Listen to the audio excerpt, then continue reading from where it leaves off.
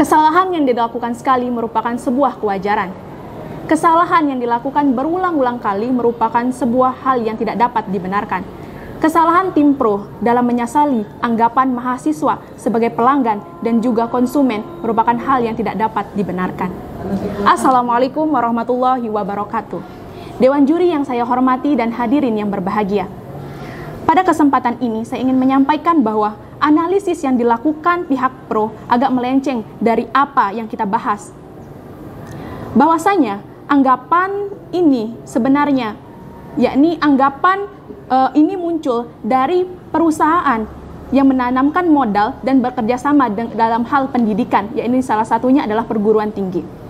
Kemudian, kesalahan yang utama yang dilakukan oleh tim pro adalah dalam menyesali anggapan di dunia pendidikan bahwa mahasiswa adalah pelanggan dan juga konsumen, yaitu tim pro keliru dalam pernyataan yang dikemukakan bahwa perguruan tinggi sebagai tempat menambah relasi dan juga menambah wawasan bersama dengan komunitas-komunitas yang dijalankan. Ini dapat dilakukan apabila kampus melakukan hal-hal yang lebih luas. Hal-hal yang lebih luas yang dapat dilakukan adalah salah satunya dari bantuan yang dilakukan oleh pihak luar, yakni yang menanamkan modal. Dengan bantuan tersebut, pihak kampus lebih semangat dan juga menambah relasi tersebut. Relasi tersebut akan juga digunakan oleh mahasiswa tersebut untuk menambah relasi yang lebih luas dan juga bergabung dengan komunitas-komunitas yang luas, sehingga dapat meningkatkan kualitas mahasiswa tersebut. Selain itu, bahwa dengan bantuan pendidikan yang lebih memadai dari luar dan juga biaya UKT, ini juga bagaimana bantuan tersebut dapat meningkatkan kualitas dari kampus tersebut. Sehingga untuk apa kita menyesali anggapan bahwa mahasiswa sebagai pelanggan dan juga konsumen. Lebih baik kampus tersebut lebih baik perguruan tinggi melakukan peningkatan kualitas dan juga fokus terhadap bagaimana memanfaatkan bantuan dari perusahaan luar tersebut.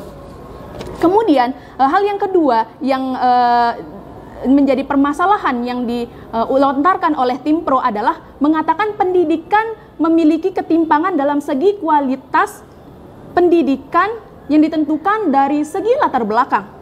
Oleh karena itu, jika ini menjadi salah satu permasalahan yang dikemukakan oleh tim pro, seharusnya yang dapat dilakukan adalah bagaimana tim pro melihat secara lebih luas lagi, tidak melihat lebih sempit, tapi lebih luas dan membuka pikiran lebih luas lagi, bahwa setiap perguruan tinggi memiliki visi dan salah satu visinya adalah bagaimana meningkatkan karakter, dan karakter itu dapat dilihat bagaimana mahasiswa itu mampu menambah relasi dan juga berkontribusi untuk kampusnya. Kontribusi yang dilakukan adalah bagaimana dapat menambah prestasi yang dilakukan oleh mahasiswa tersebut. Salah satu indikator dari prestasi adalah tidak hanya mendapatkan juara ketika mengadakan kompetisi-kompetisi, tapi melihat bagaimana dapat menjalankan relasi dan juga mengikuti event-event yang diadakan oleh di luar kampus, sehingga dalam hal ini bantuan pembiayaan dari pihak perusahaan luar dapat dimanfaatkan dan sehingga ini juga dapat menambah kualitas dari mahasiswa dan juga kampus tersebut.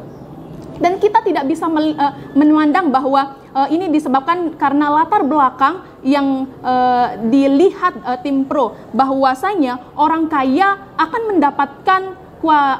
mendapat fasilitas yang mewah seperti yang dikatakan ada kolam renang dan juga fasilitas-fasilitas mewah lainnya. Tetapi kita dapat melihat bahwa banyak sekali orang-orang yang ekonominya di bawah rata-rata akan dapat mendapatkan pelayanan yang lebih dapat memenuhi kualifikasi sendiri. Oleh karena itu, kita juga bisa melihat orang-orang yang berada di bawah perekonomian di bawah rata-rata juga mampu mendapatkan pelayanan yang memadai. Kemudian, semua permasalahan mereka dapat terjawab tanpa harus mengungkap hal-hal yang tidak masuk akal.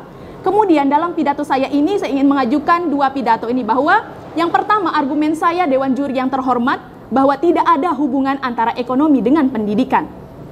Seharusnya hal ini tidak dapat menjadi salah satu penyebab bagaimana orang yang di bawah rata-rata dapat meningkatkan pendidikannya dan juga bagaimana meningkatkan kualitas dirinya di perguruan tinggi.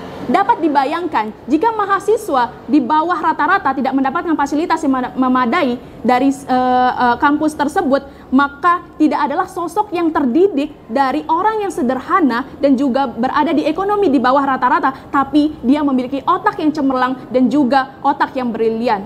Bahkan kampus-kampus telah banyak membuka beasiswa untuk para mahasiswa tersebut. Dengan beasiswa tersebut, mereka mampu menjadikan diri mereka bertanggung jawab atas beasiswa tersebut dan mereka mampu berkontribusi untuk kampus tersebut. Dan dengan kontribusi tersebut yang menjadi mahasiswa yang berkualitas dan begitu pun akan berefek pada kampus tersebut. Kemudian argumen saya yang kedua adalah bagaimana perguruan tinggi atau universitas tersebut memiliki pandangan masing-masing. Mereka sudah sadar sendiri bahwa melihat dari kacamata yang lebih luas, bahwa mereka sudah dapat membuka pikiran dan mendukung perguruan tinggi, mendukung mahasiswanya melalui bantuan-bantuan dana dari luar tersebut. Maka jika kita menyesali bahwa mahasiswa tersebut melakukan menyesali anggapan pelanggaran dan konsumen, maka akan menimbulkan dampak, yaitu mahasiswa tidak lagi ingin berkontribusi terhadap kampusnya. Perihal tersebut sangat kita antisipasi. Oleh karena itu, pada intinya bahwa segala relasi